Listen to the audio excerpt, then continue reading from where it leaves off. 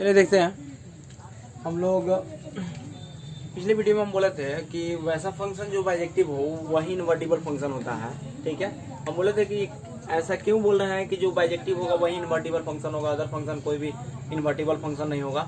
तो इसके बारे में समझते हैं। देखिए, सबसे पहला पॉइंट कि बाइजेक्टिव तो होना चाहिए इन्वर्टिबल होने के लिए। ठीक है, तो बाइजेक्टिव मीन्स क्या होता है कि 1 1 भी हो और 2 भी हो तब वो बाइजेक्टिव होता है। जब बाइजेक्टिव होगा तो इन्वर्टिबल होगा। चलिए हम समझते हैं एक पॉइंट, ऐसा क्यों बोल रहे हैं कि बाइजेक्टिव होगा तभी इन्वर्टिबल होगा, जब बाइजेक्टिव नहीं होगा तो इन्वर्टिबल नहीं होगा।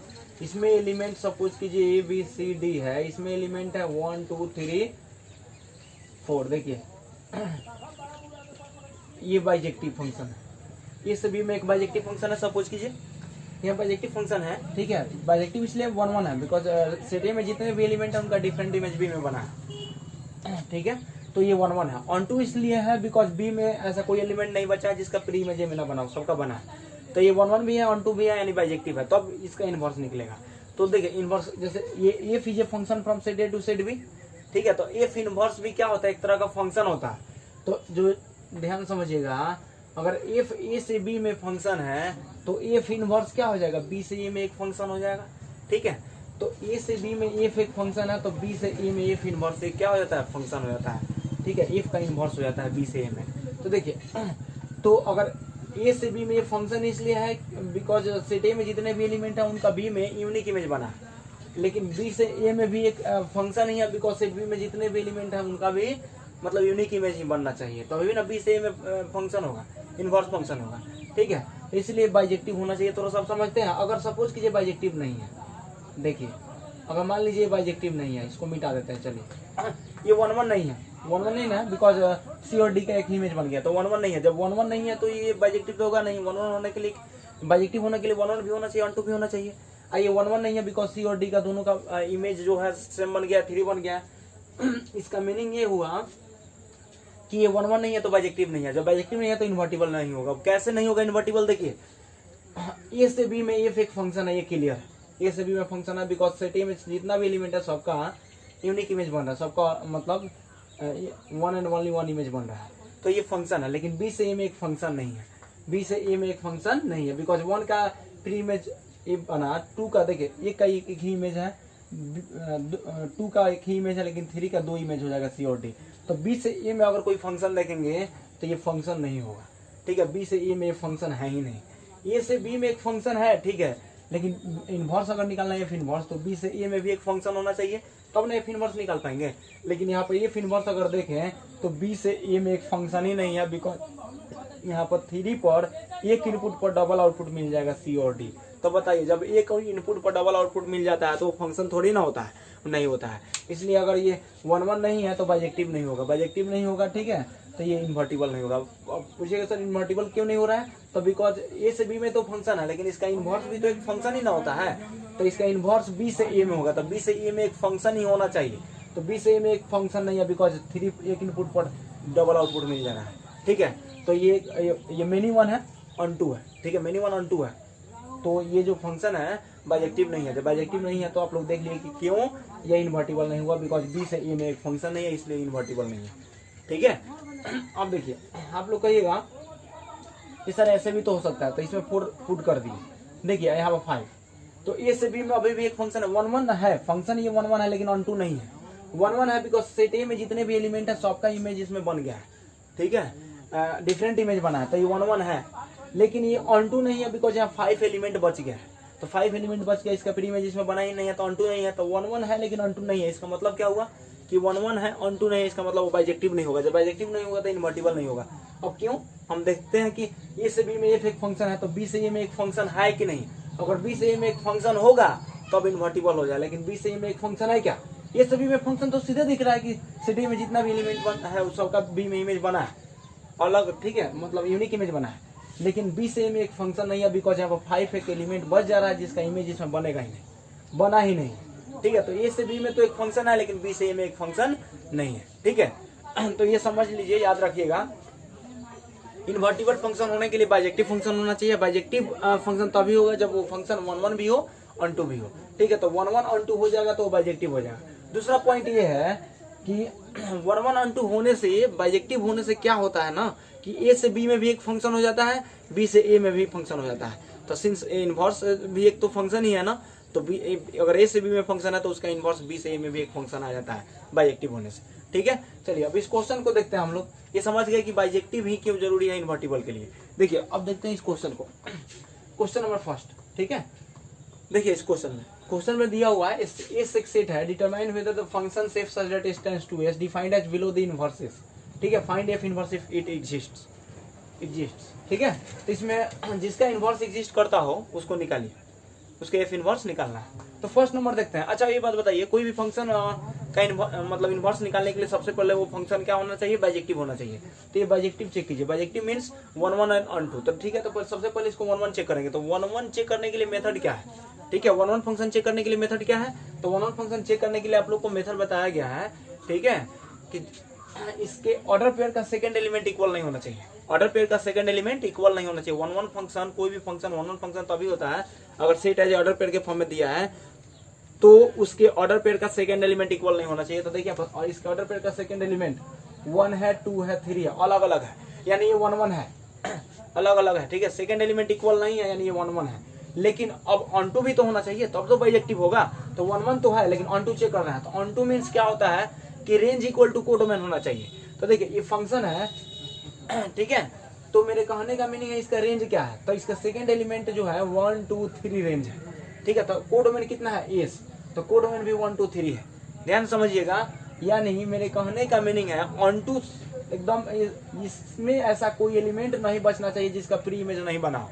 तो इस सेट एस में एलिमेंट कितने हैं, 1 2 3, तो यहाँ 1 2 3 सबका प्री इमेज बना है। 1 का 1 प्री इमेज बना है, 2 का 2 प्री इमेज बना है, 3 का 3 बना है। यानी इस कोडोमेन में एलिमेंट है 1 2 3, तो इसमें से ऐसा कोई एलिमेंट नहीं बचा है जिसका प्री इमेज इसमें ना बना हो, सब बन गया इसमें। ठीक है, तो ये 1 1 भी है, ऑन टू भी है। 1 1 इसलिए है बिकॉज कि इसके ऑर्डर पेयर के सेकंड एलिमेंट जो है इक्वल नहीं है, इसलिए 1 1 है। ऑन टू इसलिए है बिकॉज यहाँ कोडोमेन एस है, तो कोडोमेन में एलिमेंट 1 2 3 है, तो 1 2 3 सबका प्री इमेज बना है। 1 2 3 सबका प्री इमेज बन गया, यानी ऐसा कोई इसमें एलिमेंट नहीं बचा है जिसका प्री इमेज नहीं बना। ठीक है, प्री इमेज में सेकंड एलिमेंट का सेकंड एलिमेंट है प्री इमेज। देखिए फर्स्ट एलिमेंट इमेज बोल रहे हैं, ठीक है, फर्स्ट का इमेज ये सेकंड है, लेकिन सेकंड का फर्स्ट क्या हुआ, प्री इमेज हुआ। तो सेकंड एलिमेंट 1 2 3 है, तो यही ना है कोडोमेन में का एलिमेंट 1 2 3, तो उन सबका प्री इमेज बन गया। इसका मतलब ये ऑन टू फंक्शन है। ठीक है, तो ये 1 1 भी है, ऑन टू भी है, यानी मतलब इसका इनवर्स एग्जिस्ट करेगा। तो देखिए हम लिखेंगे फर्स्ट नंबर वाला के लिए, since second elements of the ordered pairs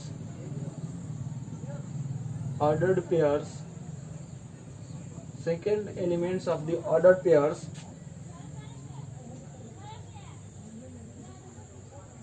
in F are not equal,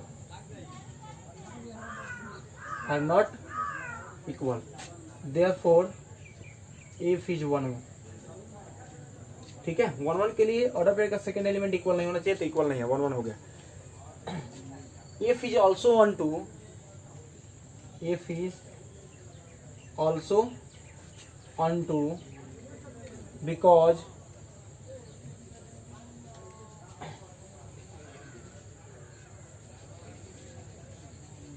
every element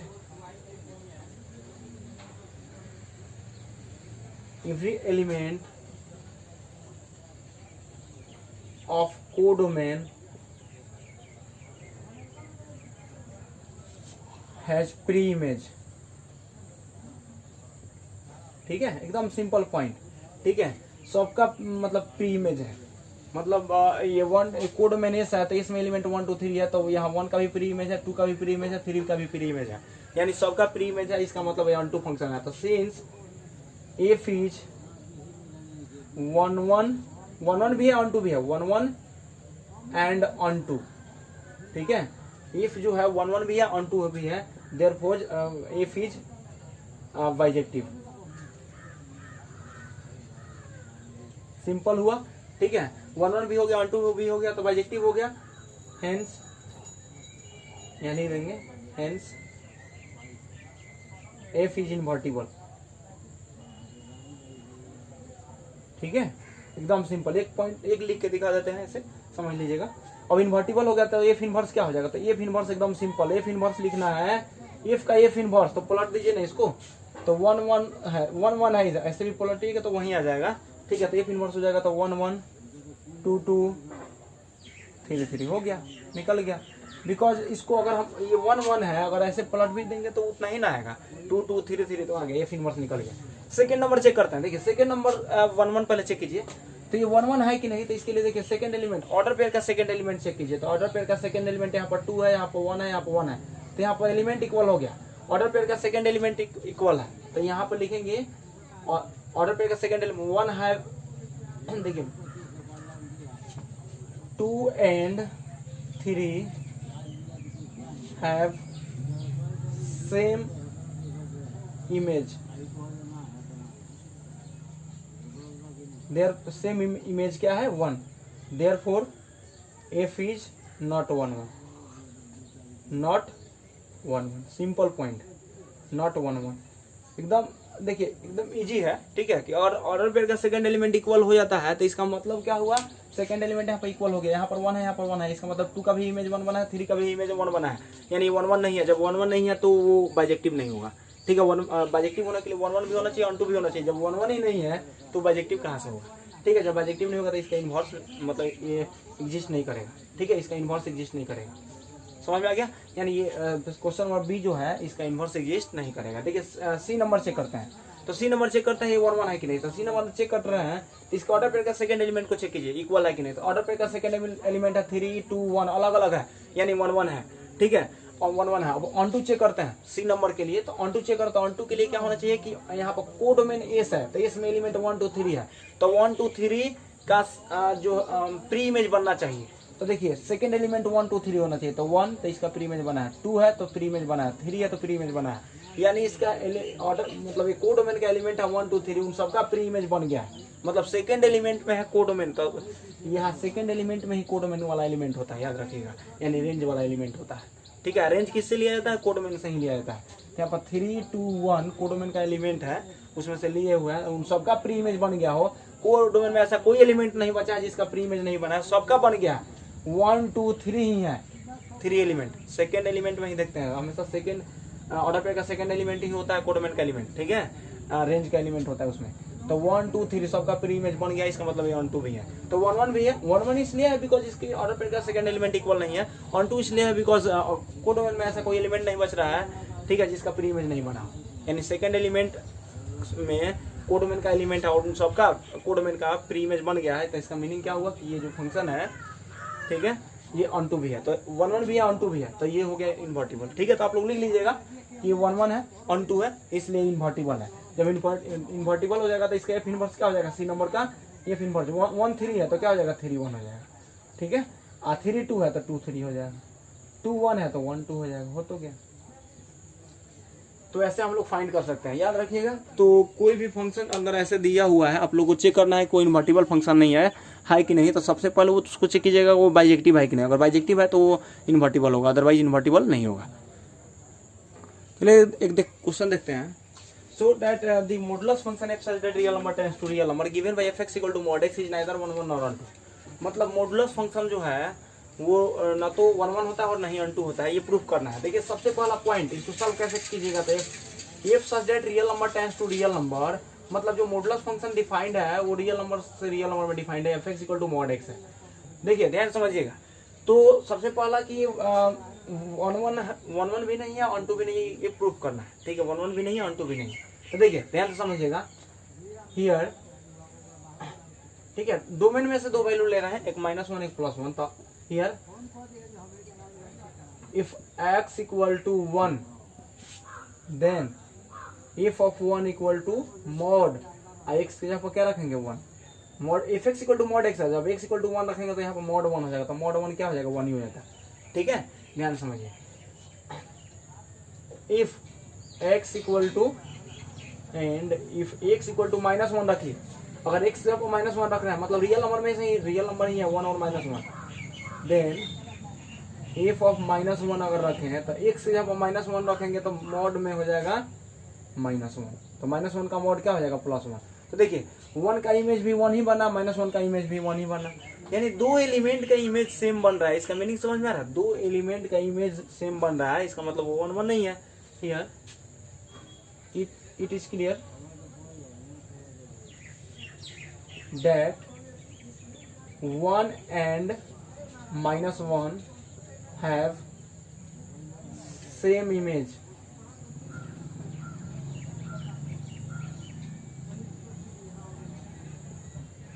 ठीक है, therefore if is not 1 1 1 1 proof हो 1 1 नहीं है, ये प्रूफ हो गया। ठीक है, 1 1 नहीं है, ये प्रूफ हो गया, बिकॉज 1 और मॉड एक्स में एक से आप 1 रखिए चाहे -1, दोनों का इमेज हमको सेम ही बन रहा है, चाहे 2 रखिए चाहे -2, दोनों का इमेज सेम ही बनेगा। ठीक है, तो ये 1 1 नहीं है, 1 2 प्रूफ करना है। तो सबसे पहला बात आप लोग देखिए, यह मॉड तो कभी निगेटिव देता नहीं है। ठीक है, मॉड जो है कभी निगेटिव नहीं देता, यानी कुछ भी पुट कीजिएगा तो मॉड एक्स क्या देगा। ठीक है, कुछ भी पुट कीजिएगा तो मॉड जो होगा वो निगेटिव तो देगा नहीं, यानी इसमें कुछ निगेटिव वैल्यू बच जाएगा जिसका प्री इमेज बनेगा ही नहीं। देखिए मॉड हमेशा पॉजिटिव वैल्यू देता है। देखिए हम आप लोगों को यहाँ पर समझा दें कि fx equal to onto function के लिए चेक करना, तो fx equal to mod x है। ठीक है, तो ध्यान समझिएगा, मॉड जो होता है वो हमेशा ऑलवेज गिव्स पॉजिटिव वैल्यू। ठीक है, या माइन अगर निगेटिव भी रखेगा तो पॉजिटिव कर देगा। ठीक है, तो हम मॉड एक्स कैसे डिफाइंड होता है पहले आप लोग को बता दें, fx equal to mod x. ठीक है, ये क्लियर कर लीजिए, fx equal to mod x है तो ये कैसे टूटता है, तो ये समझिए मॉड एक्स है तो ये x होता है कब, if x greater than equal to 0। अगर x का वैल्यू 0 से बड़ा हो तो मॉड x क्या होता है, x हो जाता है। इफ x लेस देन 0 हो तो मॉड x क्या होता है, -x हो जाता है। तो ध्यान समझिएगा, मेरे कहने का मीनिंग है कि यहाँ पर x 0 से बड़ा हो तो x निकल जाएगा यानी पॉजिटिव, और यहाँ पर x लेस देन 0 है तो -x निकलेगा। आप लोग बोलेगा सर यहाँ पर मॉड x तो निगेटिव दिया है, नहीं निगेटिव नहीं दिया है, यहाँ पर x ऑलरेडी निगेटिव है, x लेस देन 0 है, इसका मतलब क्या x निगेटिव है, तो अब आगे माइनस लगा है, x ऑलरेडी निगेटिव है तो निगेटिव इंटू निगेटिव पॉजिटिव हो जाएगा। इसलिए यानी मॉड कभी भी निगेटिव वैल्यू नहीं देता, ऑलवेज पॉजिटिव वैल्यू देता है। ठीक है, यानी मॉड में जो है, यानी देखिए यहाँ क्लियर करते हैं, we know that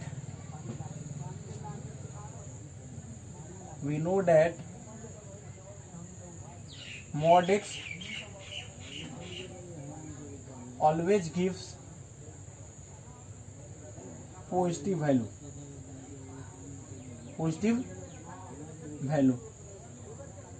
ठीक है, therefore रेंज, तो जो देखिए ऑलवेज गिव्स पॉजिटिव वैल्यू, तो जो देता है मॉड जो उसी को ना रेंज बोलता है। तो एफ एक्स को टू मॉड एक्स जो मिलेगा उससे वही रेंज होगा, तो ऑलवेज गिव्स पॉजिटिव वैल्यू, यानी रेंज कितना हो जाएगा, तो रेंज हो जाएगा इसका पॉजिटिव वैल्यू। तो पॉजिटिव वैल्यू मतलब कितना, 0 से इनफाइनाइट। ठीक है, positive value always gives positive value और 0। ठीक है, 0 इनपुट के फॉर्म में डालेंगे तो 0 हो जाएगा, ऑलवेज पॉजिटिव वैल्यू, अगर 0 डालेंगे तो 0 हो जाएगा। यानी देखिए 0 डालेंगे तो यानी देखिए यहाँ क्या हो गया, तो 0 से इनफाइनाइट, निगेटिव तो देगा नहीं, मॉड कभी भी निगेटिव नहीं देगा। इसका मतलब ये कोडोमेन है पूरा रियल नंबर, कोडोमेन कितना है, पूरा रियल नंबर। तो ये रेंज आ रहा है 0 से इनफाइनाइट, और कोडोमेन है given codomain equal to real number, ये पूरा कोडोमेन है रियल नंबर। ठीक है, रेंज आ रहा है मॉड, तो हम मॉड एक्स का रेंज होता है 0 से इनफाइनाइट। ठीक है, तो यहाँ पर range not equal to codomain, पूरा रियल नंबर, इसमें निगेटिव है लेकिन इसमें ऑलवेज पॉजिटिव है, तो therefore range not equal to codomain, range not equal to codomain. ठीक है, तो रेंज कोडोमेन की इक्वल नहीं है, therefore F is not onto. ठीक है, तो neither 1 1 not onto proof हो गया। ठीक है, neither 1 1 not onto proof हो गया, एकदम सिंपल पॉइंट है। ठीक है, तो ये जो फंक्शन है 1 1 नहीं है, ये भी प्रूफ कर चुके हम लोग, ये जो फंक्शन है ऑन टू नहीं है, ये भी प्रूफ कर चुके, यानी मॉडुलस फंक्शन ना तो 1 1 होता है नहीं ऑन टू होता है। चलिए देखते हैं सेकंड नंबर क्वेश्चन। अब थर्ड नंबर क्वेश्चन में हम लोग को देखना है ग्रेटेस्ट इंटीजर फंक्शन। ठीक है, या पहले ग्रेटेस्ट इंटीजर फंक्शन से हम लोग पहले समझते हैं signum function neither 1 1 not onto होता है। देखिए सिग्नम फंक्शन के लिए हम लोग समझते हैं। ठीक है, ध्यान समझिएगा, सिग्नम फंक्शन के लिए एक पॉइंट समझ लेते हैं। सिग्नम फंक्शन क्या होता है आप लोग को हम पहले यहाँ समझा दें, सिग्नम फंक्शन किसको बोलते हैं। ठीक है, तो सिग्नम फंक्शन क्या होता है देखिए, आप पहले क्वेश्चन लिख देते हैं, so that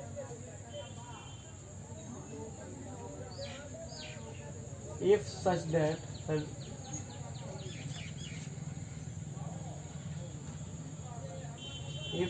r tends to r such that f(x) equal to, ध्यान समझिएगा, if x greater than 0, ठीक है, अगर x का वैल्यू 0 से बड़ा हो, ठीक है, तो ये 1 देता है, और if x less than 0, x equal to 0, तो 0 देता है, और if x less than 0, तो -1 देता है। ध्यान समझिएगा, is neither 1 1 nor 1 2, is neither 1 1 nor 1 2, इसके बारे में समझते हैं, ठीक है। इज नाइदर 1 1, मतलब इसी को सिग्नम फंक्शन बोलते हैं, ठीक है। ये फंक्शन क्या होता है, एक सिग्नम फंक्शन होता है, ठीक है। ये जो फंक्शन होता है और वो सिग्नम फंक्शन होता है, लेकिन ये हम लोग क्या प्रूफ कर रहे हैं कि नाइदर 1 1 नॉर 1 2, ये सिग्नम फंक्शन का प्रॉपर्टी है, ठीक है। 11th क्लास में हम लोग पढ़ेंगे ये सिग्नम फंक्शन क्या होता है, ठीक है। तो पहले इसको हम लोग समझ लेते हैं कि ना तो 1 1 होता है और ना ही 1 2 होता है। तो देखिए, सबसे पहला बात कि x ग्रेटर देन 0 अगर पुट कीजिएगा कोई भी वैल्यू x के जगह पर, तो ये 1 देगा। इसका मतलब ये है कि x 0 से बड़ा, देखिए, यानी अगर f ऑफ, ध्यान समझिएगा, इफ x इक्वल टू हम 1 पुट करते हैं, तो 1 क्या है, 0 से बड़ा है, देन f ऑफ 1, तो देखिए x 0 से बड़ा हो, अगर x का वैल्यू 0 से बड़ा हो तो f(x) 1 देगा, ठीक है। तो x इक्वल टू 1 है, 0 से बड़ा है, तो 0 से बड़ा है तो f(x) क्या देगा, 1 देगा, तो f ऑफ 1 इक्वल टू 1 हो गया। तो इफ x इक्वल टू, अगर मान लीजिए हम रख देते हैं 20, देन f ऑफ 20, तो ये 20 भी तो 0 से बड़ा है ना।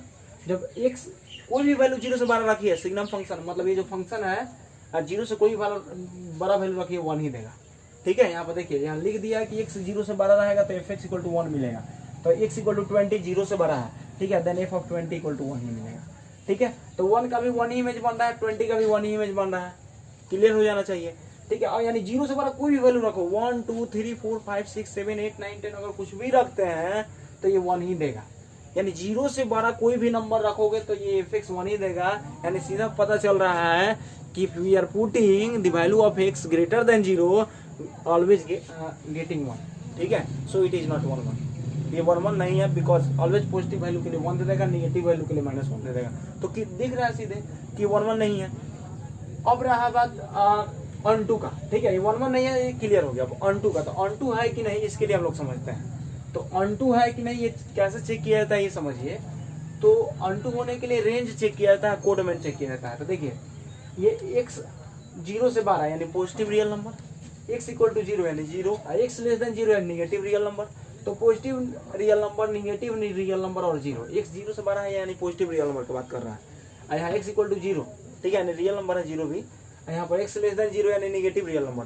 तो positive real number, negative real number और 0 सबको मिला के क्या होता है, रियल नंबर। यानी पूरा इनपुट रियल नंबर पर हमको क्या दे रहा है, 1 0 -1 दे रहा है, ठीक है, 1 0 और -1 दे रहा है। यानी आप कुछ भी इसमें इनपुट के फॉर्म में डालें x के जगह पर, वो 3 ही वैल्यू देगा, या तो -1 देगा, या 0 देगा, या 1 देगा।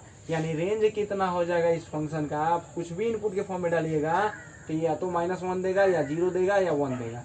तो रेंज इतना, बट कोड में कितना है, रियल नंबर।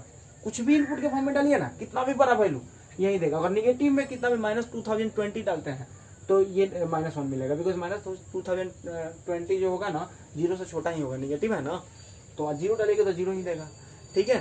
तो इसका मीनिंग है कि रेंज जो है -1 0 1 ही मिलेगा, बस कोडोमेन यहाँ रियल नंबर है, codomain equal to real number. Therefore range दोनों इक्वल नहीं ना, range not equal to codomain, therefore range not equal to codomain, ठीक है। जब range not equal to codomain होता है तो वो फंक्शन क्या हो जाता है, ठीक है। जब range not equal to codomain हो गया, इसका मतलब वो फंक्शन क्या हो गया, तो वो फंक्शन जो होता है वो अनटू फंक्शन नहीं होता है, ठीक है। ये ध्यान से समझिएगा, ये आप लोगों को पता है, ठीक है। इसके बाद आता है ग्रेटेस्ट इंटीजर फंक्शन वाला, ठीक है, उसको भी देख लेते हैं। ग्रेटेस्ट इंटीजर फंक्शन, ये सिग्नम फंक्शन बोलते हैं इसको, हम लोग 11th मतलब पूरा इसको डिटेल में पढ़ेंगे, सिग्नम फंक्शन क्या होता है, ठीक है। आप ये समझिए कि कैसे बताए, तो ये सिग्नम फंक्शन का ये प्रॉपर्टी होता है, ये टूट के इतना आ जाता है, ठीक है। देखिए, ये आप लोग एनसीईआरटी में क्वेश्चन है।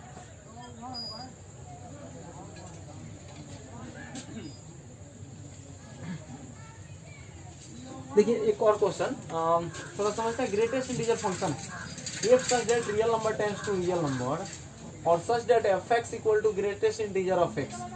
ठीक है, ये ग्रेटेस्ट इंटीजर ऑफ x है, इज नाइदर 1 1 नॉर 1 2। इसको प्रूव करना है, ये जो फंक्शन है न तो 1 1 है और न ही 1 2 है। तो सबसे पहले ग्रेटेस्ट इंटीजर फंक्शन का पहले प्रॉपर्टी थोड़ा समझ लेते हैं तो आसानी से समझ में आ जाएगा। ग्रेटेस्ट इंटीजर ऑफ x क्या होता है, ठीक है। तो ग्रेटेस्ट इंटीजर ऑफ x जो है कैसे मतलब डिफाइंड होता है, ये देखिए। Greatest integer of x equal to if x belongs to integer, अगर ये x क्या हो, इंटीजर हो, ठीक है। अगर x इंटीजर हो तो डायरेक्ट ये x दे देगा, मतलब इंटीजर होगा तो डायरेक्ट इंटीजर निकल जाएगा। If x not belongs to integer, अगर x इंटीजर नहीं हो तो क्या मिलता है, an integer just less than x, just less than x, ठीक है। अगर x इंटीजर हो तो डायरेक्ट x मिल जाएगा, अगर इंटीजर नहीं हो तो उससे जस्ट छोटा इंटीजर मिलता है। जैसे एग्जांपल समझिए, जैसे 1 इंटीजर है, 1 इंटीजर है तो डायरेक्ट निकल जाएगा, ठीक है। -3 भी इंटीजर है तो -3 इंटीजर है तो डायरेक्ट निकल जाएगा, ठीक है। -20 20 अगर डालते हैं तो ये भी इंटीजर है, ठीक है, तो ये भी डायरेक्ट निकल जाएगा, समझिएगा। इंटीजर है तो डायरेक्ट आउटपुट के फॉर्म में निकल जाता है। अगर 3 भी तो इंटीजर ही है ना, तो 3 निकल जाएगा, सिंपल पॉइंट है, ठीक है। वैसे ही अगर 0 भी तो इंटीजर ही है ना, तो 0 भी डायरेक्ट निकल जाएगा। इंटीजर है तो कोई तो प्रॉब्लम ही नहीं है, इंटीजर है तो डायरेक्ट निकाल लीजिए। लेकिन अब मेरे कहने का मीनिंग है कि अब बोल रहा है कि अगर x इंटीजर नहीं हो तो क्या देगा, N integer just less than x। तो सपोज कीजिए कि हम इसमें इंटीजर यहाँ पर डालते हैं 2.3, ठीक है। तो 2.3 इंटीजर नहीं है, पॉइंट में तो इंटीजर थोड़ा ना होता है, तो 2.3 इंटीजर नहीं है तो क्या बोला है कि अगर x इंटीजर नहीं हो तो N integer just less than x है। Here 2.3 is not integer, therefore N integer just less then 2.3। तो 2.3 से जस्ट छोटा इंटीजर क्या है, 2 है, हो गया, निकल गया। अगर 2.9999 कर देते हैं तो N integer just less then 2.999, तो इससे जस्ट छोटा इंटीजर क्या है, ठीक है। अगर सपोज कीजिए 2.6 डालते हैं तो 2.6 है तो इससे जस्ट छोटा इंटीजर क्या है, 2 है, हो गया, 3 नहीं होगा, ठीक है। अगर हम -1.8 करते हैं तो इससे जस्ट छोटा इंटीजर आप अगर -1 लिखते हैं तो गलत हो जाएगा, बिकॉज -1 बड़ा होता है, नेगेटिव में बड़ा जो नंबर होता है वो छोटा होता है। छोटा नंबर अगर -1 लिख देते हैं तो -1 इससे बड़ा हुआ, छोटा नहीं हुआ, ठीक है। तो -1.8 से जस्ट छोटा इंटीजर क्या होता है, -2 होता है, -1 नहीं होता है, ठीक है। तो देखिए यानी ध्यान से समझ लीजिएगा। अब ये ग्रेटेस्ट इंटीजर फंक्शन जो है 1 1 है कि नहीं, तो आप लोग को दिख रहा होगा 2.3 पर भी 2 ही दे रहा है, 2.999 रख रहा है तभी भी 2 ही दे रहा है। ग्रेटेस्ट इंटीजर फंक्शन का प्रॉपर्टी है, ये रियल नंबर है, ये पूरा रियल नंबर है। तो 2.3 इनपुट के फॉर्म में डालेंगे तो 2 ही देगा, 2.9999 डालें तो अभी भी 2 ही देगा, 2.6 डालेंगे तो अभी भी 2 ही देगा। यानी जितना 2.3 2.1 2.2 2.3 2.4 2.5 2.6 कुछ भी डालिए 2 ही देगा, ठीक है। यानी इतना सारा वैल्यू पर केवल इमेज 2 बन रहा है, इसका मतलब ये 1 1 फंक्शन नहीं है। 1 1 फंक्शन इसलिए नहीं है बिकॉज इसका सबका इमेज 2 ही बनेगा, ठीक है। तो इसका मतलब ये 1 1 फंक्शन नहीं है। जब 1 1 फंक्शन नहीं है, ठीक है। अब हमको ये अनटू नहीं होगा, ये भी प्रूफ करना है। अच्छा देखिए, ये जो है greatest integer function always integer देता है, डेसिमल में भी डालिएगा तो इंटीजर ही। देखिए यहाँ पर हमेशा डेसिमल में भी डाले हैं तो इंटीजर ही दिया है, मतलब डेसिमल में नहीं दिया। ऐसा नहीं हुआ है कि डेसिमल में डाले हैं और डेसिमल में दे दिया, नहीं होता ऐसा। ग्रेटेस्ट इंटीजर फंक्शन हमेशा इंटीजर देता है। तो देखिए यानी ग्रेटेस्ट इंटीजर फंक्शन का रेंज क्या होता है, इंटीजर। ऐसा इसलिए रेंज इंटीजर बोल रहा है कि बिकॉज ग्रेटेस्ट इंटीजर फंक्शन में आप कुछ भी इनपुट के फॉर्म में डालिए वो इंटीजर ही देता है। ग्रेटेस्ट इंटीजर फंक्शन में कुछ भी मतलब डालिए रियल नंबर में वो इंटीजर ही देगा। तो जो रियल नंबर डालने से टोटल क्या मिल रहा है हम लोग को, इंटीजर ही मिल रहा है। तो रेंज क्या हो गया, इंटीजर हो गया। जब रेंज इंटीजर हो गया इसका मतलब समझ रहा है, रेंज इंटीजर और यहाँ कोडोमेन रियल नंबर, ठीक है। तो इक्वल नहीं है, रेंज और कोडोमेन इक्वल नहीं है। Range not equal to codomain, इसका मतलब क्या हुआ, ये जो फंक्शन है, ठीक है, अनटू नहीं है। क्लियर हो जाना चाहिए। ग्रेटेस्ट इंटीजर फंक्शन कभी भी डेसिमल में नहीं देता है, ऑलवेज इंटीजर देता है। इसका मतलब इंटीजर जो देता है वो क्या हो जाता है, रेंज हो जाता है। इसका मतलब इसका रेंज क्या हो जाएगा, इंटीजर हो जाएगा। बट कोडोमेन क्या दिया है यहाँ पर, रियल नंबर, तो इंटीजर और रियल नंबर इक्वल नहीं होता है। इसका मतलब range not equal to codomain, इसका मतलब अनटू फंक्शन नहीं है। 1 1 इसलिए नहीं है बिकॉज इसमें अगर डेसिमल पॉइंट डालते हैं 2.3 2.4 2.5 तो सबका 2 ही देगा इमेज, ठीक है। इसलिए 1 1 भी नहीं है। तो आज हम लोग देखेंगे ग्रेटेस्ट इंटीजर फंक्शन तक, ठीक है। इसका डिटेल में हम लोग ग्राफ के साथ पढ़ेंगे क्लास 11th में।